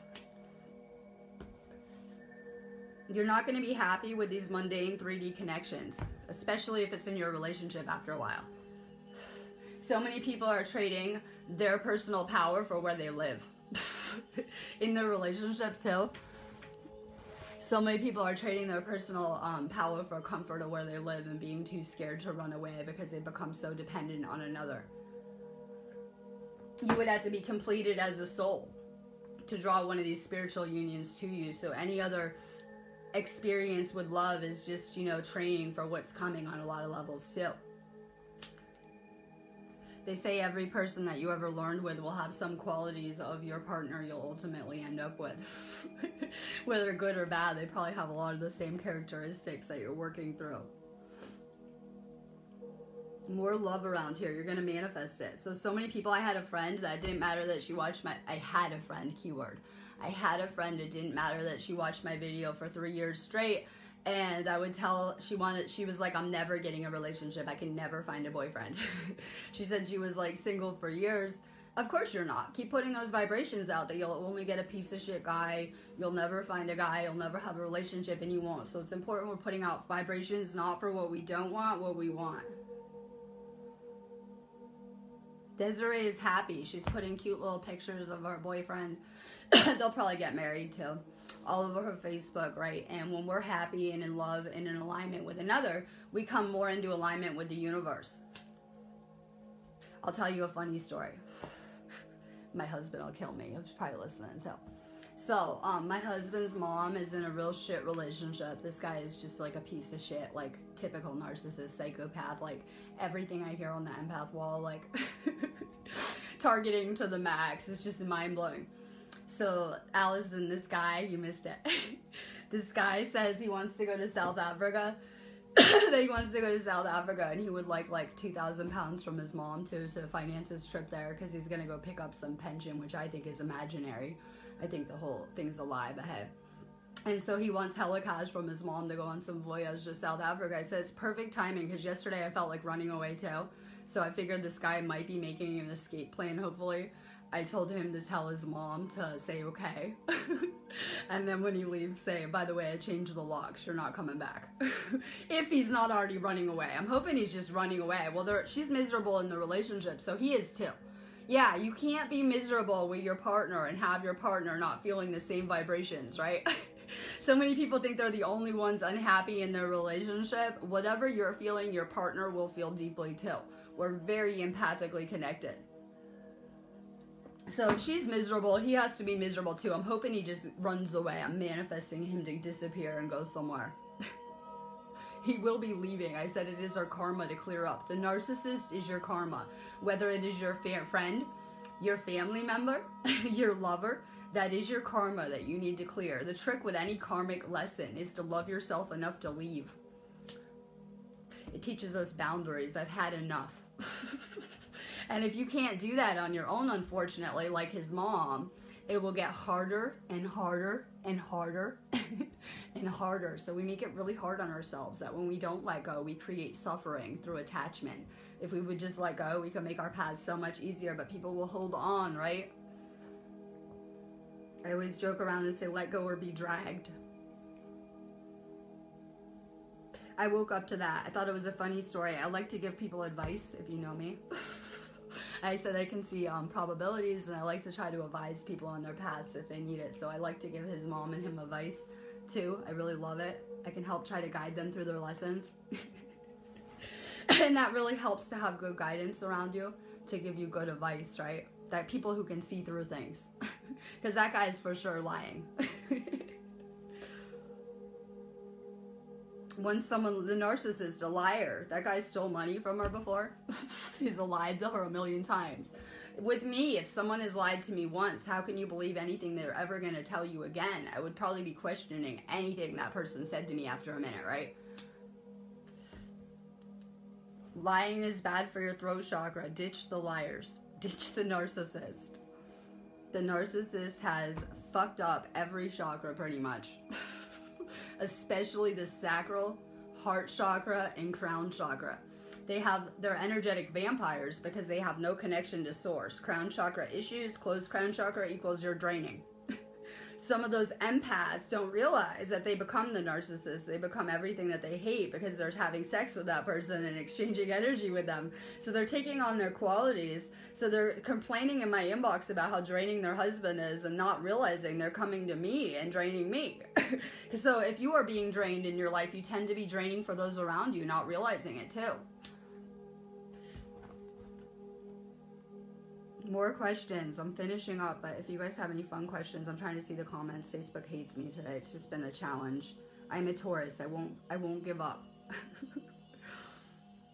Catherine, any questions? How are you?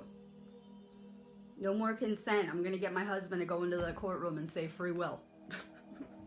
And watch how shit shifts, I bet. I mean, like, seriously, it's cake and easy to me to how to deal with it, but the cops aren't arresting me and jacking me up yet. I wish they would sometimes. I wish I could practice more, right? But they're not. So I can't do his lessons for him. I can only advise him, but free will is powerful.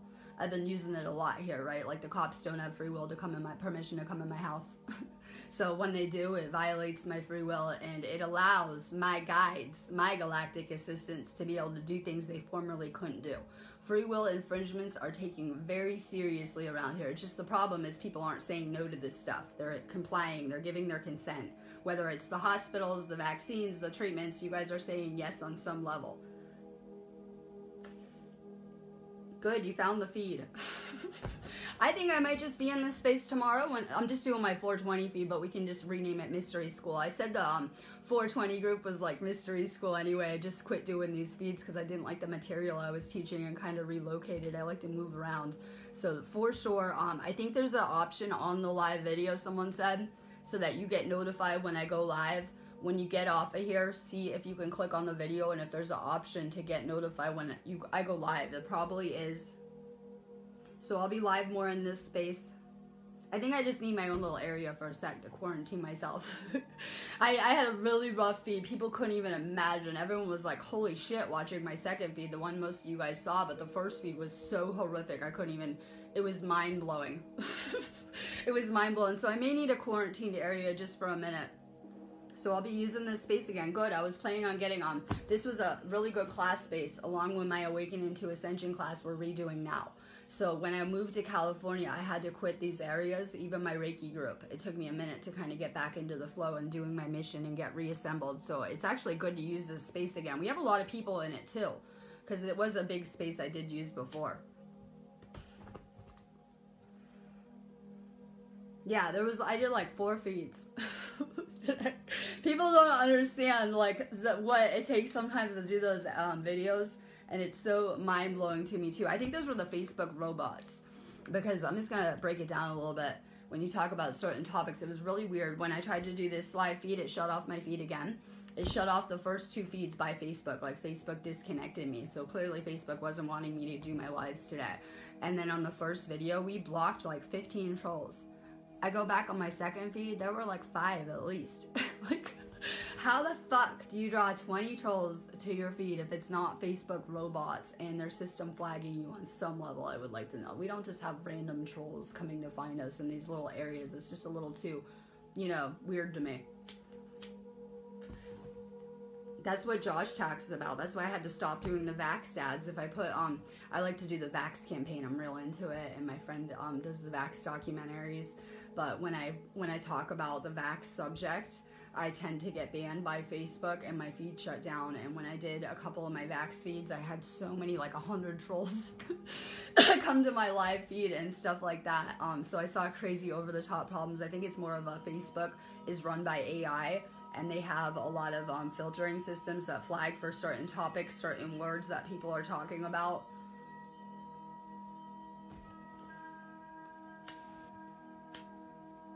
My energy is good here. I deactivate devices for a job. You need to remember that too with the little technology they want to put in my house. Now you got to remember, I kind of I'm really good at like deactivating implants, devices. I've been implanted before, so I know people think it's so horrific and uncommon. I had a physical implant put in my hand before that had to be removed. So I know people think this is so crazy. It is cold here too. It's freezing, and I feel so bad for the homeless people that are freezing on the streets in the UK. The UK is way worse than America, I think, for the amount of homeless and the issues here. And people, last year when I did the End Time News, I was still doing End Time News last winter. So many people were freezing to death. So we have these governments that are more interested in making cash off setting up a Wi-Fi box in my house than assisting the people that they're meant to be helping. We only pay taxes so that the government can take care of the poor and take care of the roads and buildings and shit that is publicly owned. So we're supposed to have systems to protect these people, and you're seeing system failures everywhere, all throughout this matrix. Look at the veterans, look at homeless people. They're having all these shelters closing down, right? We're seeing entire system failures that are failing so many people. I can look at my husband's story as a major system failure.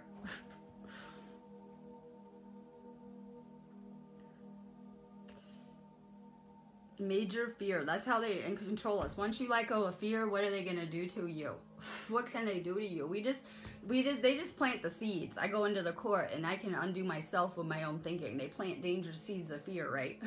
They plant these fear seeds, but we can only do it ourselves. Those are negative entity tactics. They can only make you think negative thoughts to create it. They always need us to create everything around here, you'll notice. So fear is so dangerous, but hopefully we're transcending that. That's what I said we inherited from our garbage, from our ancestors, was fear.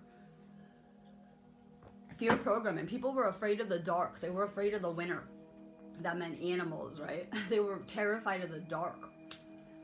There were a lot of unconscious fears that we kind of had passed down. I was a child that was terrified of the dark. Yeah, you turn out the lights, I might freak out. So we noticed we inherited a lot of the same kind of, humanity blocks with the fear.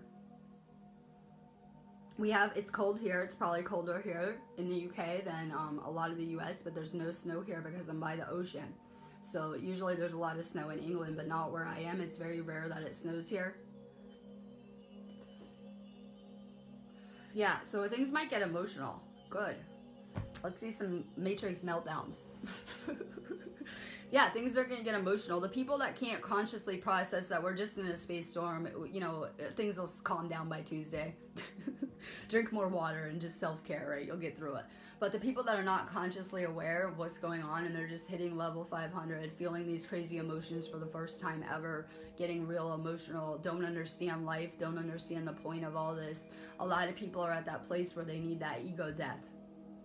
In the Matrix, it's part of awakening, right? We go through this destruction of self, ego, dissolution, as you want to call it. So a lot of people are at that place where their lives are falling in, and it's meant to, right? How do you have an ego death? You probably hit rock bottom. You get all the bullshit that you love and the material stripped away a lot of the time. Things like that. So a lot of people are losing all their stuff or losing their comforts and not understanding it's part of this spiritual process that we're going through too. So we're seeing a lot of anger being projected at the government and other people, and people playing the victim about why this is happening. Hi, Patricia. I love that girl. Everyone I love found me in 1 minute, so perfect. It's funny because when I deleted 2,500 of my friends, I added back about 50 people right away, but I noticed the other people didn't come back and find me. So here we are, right? I know, I'm just hanging out and smoking too. I didn't work today. It made me too crazy with my feet, right? Made me too crazy. I didn't work today. On whatever level, I wasn't feeling it after my video. Francisco made an anonymous clip for the trolls for me. It did make me laugh a lot. Yeah, just thought I'd put it out there. Because this will go on YouTube after, just so everyone's watching. My haters will watch it on YouTube after. So I just thought I'd put it out there. If people want to continue to mess with my mission, they will get anonymous. We got your IP addresses in like 10 minutes. I had like 3 hackers on it. I got so pissed when I closed off my first feed. I went and got professional assistance and went back on there. I went and got professional assistance and went back on there. So I will say that the trolls got anonymous too, and we got their IP addresses, and we don't fuck around. So it should make people feel better. So someone put a post on our Awakening to Ascension group, Lisa, saying that this guy was a total creep. And then I saw another one on the Reiki wall. Stay away from this guy, he's a scumbag. Not in our group areas. I did delete them. I try to keep the drama out of our group areas. We have a nice anonymous business page for that. And Francisco made a new group. I think it's called 12 Councils or something. Just to post shady people on the wall that have like either ripped off people, are not as they seem, have told light workers to fuck off. You know, the usual on Facebook.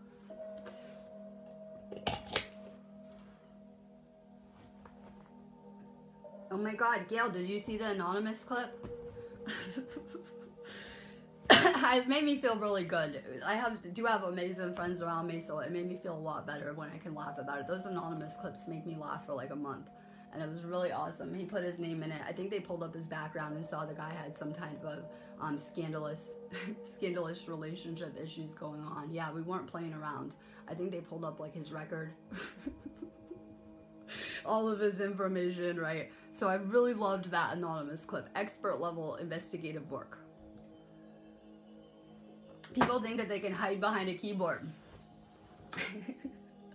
You're anonymous. You are a troll fake account. People don't know who you are. You have a fake name and a fake picture up. I hate to tell you guys, we live in a digital world and everyone has an IP address. So no playing around on Facebook with the light workers. It's not nice. Awesome job. Council of 12. Yes, go join the Council of 12 group. Go put your weird people that you don't like on Facebook up just for fun. If you ask Francisco really nicely, he might make you an anonymous clip. I told that girl that too. He'll kill me, right? I said, if you ask him really nicely, he'll make you an anonymous clip for the creepy guy, and I bet he'll go away for good and stop harassing you. I thought we should do those for the narcissists. That he should be making the empaths anonymous clips, because there's nothing like anonymousing the person you're in a relationship with so they get the picture that you're not going to be with them anymore, and to set some boundaries, because usually the narcissist doesn't listen to the empath. They'll like to play games, try to destroy your life, right? And things like that. So I really like that idea too. Yeah, we're tired of the bullshit. I am a freedom fighter. I fight for freedom. It sounds awful. I prefer peace. I prefer peace and harmony, but I am a freedom fighter. It is my job to face the stuff that people want to ignore on a lot of levels. So it comes with the territory, but it helps when you have a lot of people around. It's funny, I do like some stuff from the Law one, but they did teach you that the best way to alchemize any type of negative energy or a spiritual attack is to laugh. It will instantly transmute that energy. Yeah, someone says something nasty to you, just laugh at them and mean it. Not like a fake laugh, like laugh at them. like someone said something about they must be triggering me, and I really thought it was funny. I just put laugh, laugh, laugh faces, right? Laugh and mean it. It will completely alchemize anything. Yeah, you got the narcissist in your life, laugh at them, have a good time, joke. That will lift your frequency kind of crazy. So laughter is really, really powerful. Do you know what will stop these spiritual attacks? You guys might have had more of them in the Matrix asleep, right? Coming together as a group. It stops them completely. That you'll notice as you elevate back to oneness, that kind of bullshit will fade away. So it's really powerful. They say that connection is the antidote for any of those lower spiritual kind of issues. And that when we come together and we connect, the spiritual isn't going to come at us the same way. Just trust me on that. So in some ways, connection is that antidote. It's kind of funny because if you're an addict, then there's a lot of statistical research to show you may have gone down that road because of lack of connection. Yes, swear to God. Lack of connection, right? You tend to isolate yourself, cut yourself off from people on so many levels. So connection is the antidote to everything wrong spiritually on so many levels. I'm getting off of here. For sure, laugh more. Not even joking. It'll shift your entire frequency. Sometimes you just have to laugh around here. The universe has a sense of humor. You don't think so with some of the lessons you've had? The universe is actually funny and just wants to have fun and play with us and hang out and just have a good time, and for us to see everything is perfect and going fine and we're safe and protected. And we should just have more fun here too, because when we're having fun, it lights us up on so many levels. But the universe clearly has a sense of humor. Look at the global elite. Look at the world stage. Look at our president. Open your eyes, just look at the news, look around you, look at everything happening with humanity and how we got here, and you clearly, the universe has a sense of humor, because things were not what they seemed when you woke up. You were convinced that the government was helping you and that the doctors were here to help you and all this shit that clearly wasn't true. So, you know, we're kind of always going through these layers of awakening and perception and how we see things, and finding things are not what they seem around here. Everything seems to be backwards. When the government says something is good for you, this is really good for you. Drink your milk every day. You can just assume that it's awful for you and they're trying to kill you on so many levels. I think that has a lot to do with the awakening. But instead of shifting into that, oh my God, the elite have the world armies, because they do. Yes, when my husband goes to court, the entire police, courts, and systems will come together as one to fight him. The entire systems, the world armies, the government. Yes, they will act as one body, right? They're very much organized too. I would say they're more organized, that hierarchy, in a lot of ways. They have a lot of systems at their disposal, but it doesn't matter. They don't have spiritual purity. That's what makes someone powerful. If your service is self and your chakras are blocked and you're not a very good channel for this energy, you're not going to have a lot of spiritual power in your manifestations on some level. So we're getting back to this pure state, hopefully through ascension and detoxing and just letting go of all the garbage around here. And as we are, we're becoming very powerful. You wouldn't believe that energetic effect I have on those people going into those courts. Too. That it makes me feel pretty empowered with that, when I can go head to head with the cops and the government and not be afraid of it. And, you know, tell them to fuck off and stuff. It's pretty empowering. It really is. Like, on so many levels. I couldn't even describe it to you, because at one point in time, if I was trying to do this 10 years ago, I would have been terrified going into those courts and what they could do to us. Now I understand that I have more control over my reality that I've been led to believe, and maybe I can create the outcomes I want, not other people around me. So it's very empowering too. So my husband was trying to tell me last night, I said, it's so embarrassing that you're all over Facebook, because I've been working really hard on my mission, and it is online. So when you're posting all these court posts and all this low vibe shit, I feel like you're just kind of counteracting what I'm trying to do as a light worker. And, you know, he has to tell me, well, maybe this is your mission now. Whether I want it or not, maybe this is your mission now, and, you know, later when we're triumphant in this situation, it will be so inspiring to people that are too afraid to say no to the government or to say fuck off to them on some level. So I can see that. But I said earlier that it kind of sucks going through the situation now. So if you're going through a hard situation, know that that is going to be very important later to what you're doing here on some level. So I know it was a lot like coming off of drugs, right? That it inspired people after going through the journey on video. So for whatever reason, the universe has me experiencing these same events that a lot of people are. My husband is not the only one wrapped up in that garbage. We have many court people. We have other people, right, wrapped up in the same lesson. So in whatever regard, I'm meant to be here talking about it on video. And I feel it's a lot like Tamara's situation, where, you know, she had a really hard situation where her kid was taken and she couldn't see her kid. And now when she's all over Facebook playing with that kid, you wouldn't believe how it's lighting people up to have experienced viewing that story as she was going through it, right? It's so powerful, and it gives so many people hope that can't have access to their children on so many levels, hopefully including my husband on some levels, right? But I know it was awful for her to go through. She was in my inbox all the time, right? She needed lots of healing. It was probably the hardest shit she ever went through. But it is to inspire people later on so many levels. So I'm going through some hard stuff here with my lessons, but I understand the process, so it helps understanding where it will all lead with this garbage that I'm trying to clear on so many levels. So understand your path and its purpose. It's leading you, you know, back to source, back to yourself, back to your healing missions in so many regards. Trust the process. I see everyone doing the American Dream spiritual version, not understanding that we will be walking away from everything in the material. So maybe instead of buying as many crystals or as many things in the material, put some money into some more vitamins, some more organic food, things that are good for your body, right? Your soul, things that can enrich you now. Because I really do expect for the material to dissolve completely at a certain point. That would be what happened during Atlantean times when they had a pole shift or whatever happened. So we are too dependent on the material and the stuff around us, not understanding that it is all going to fade away. You know, my husband says today that all we have is each other. It doesn't just go for me and him, it goes for all of us. That all we have is each other. That at the end of this ride, yes, it's our school, all that will be left is the love that we had with other people. You think you're going to care what kind of house you lived in, what kind of American dream car you had when you're in the other realm. You're going to care about how you treated people, the connections around you, the things that you did do, right? The impact you had on people and things like that. So we always have such a gauge on how successful we are by the material, right? How are you successful in America? Well, you did the wife and the house and the car and, you know, the 2 cars and the house.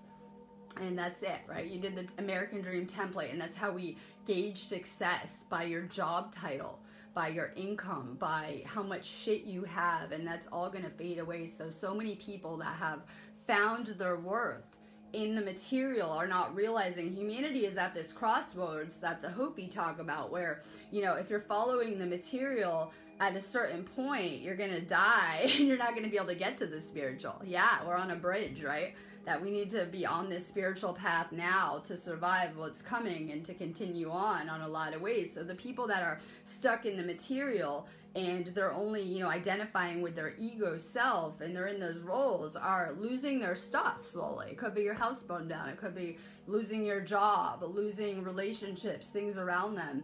And they're not understanding this process, and it's very disorienting. So people are getting mad, right? They like to play the victim. It must be my wife's fault. It must be the government's fault. It's this person's fault. On so many levels, not understanding this process. We need to be anchored into the spiritual more and into the material and 3D a lot less on so many levels. Well, what is the spiritual? Things that fulfill your soul and things that fulfill your ego are much different, right? What is your ego about? Instant gratification of the material, making itself feel good through power dramas, right?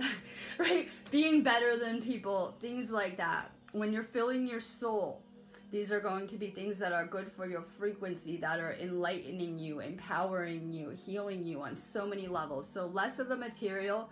I know a lot of people are thinking we're going to rebuild now and here because we're rebuilding our lives. This is just practice. It's practice. It's practice school. So we're not able to build yet. Unfortunately, I want to build. I'm ready to build. But we're not able to in so many ways. And so many people are running around like awake, doing the same wind-up doll kind of stuff. You know, working too much for material stuff and not understanding that if that all dissolves, you'll have wasted all that time and energy you could have been putting into healing yourself and, you know, working on yourself. I've walked away so many times this year from everything I owned and everything. Over the top. So I've been getting prepared for this. I'm in light worker training in so many ways.